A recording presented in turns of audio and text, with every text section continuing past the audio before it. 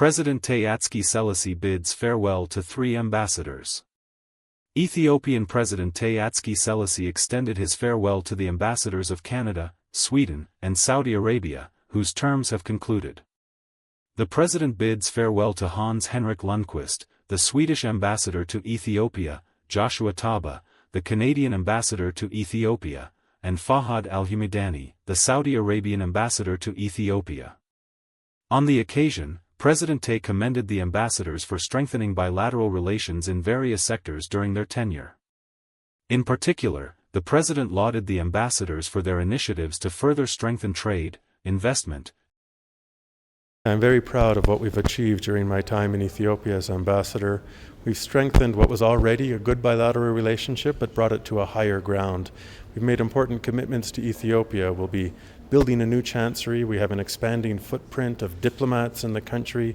We've maintained our development cooperation and humanitarian assistance and supported priority initiatives that the government has identified for us, like demobilization and reintegration of ex-combatants.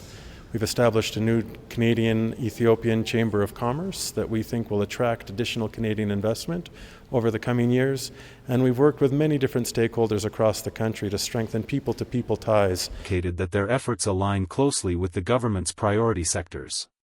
Furthermore, the ambassadors acknowledged the Ethiopian government's recent initiatives aimed at accelerating development across multiple sectors. Our support now also to the very important key national processes like the national dialogue, the DDR process, transitional justice is key for us to support, but also key for Ethiopia.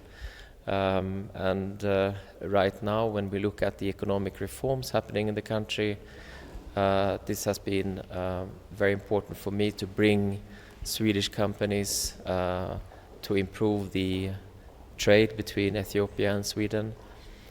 Focusing on important sectors that we have consensus on about the environment, new energy efficiency, and sustainability issues as well. For the continued strengthening of these efforts.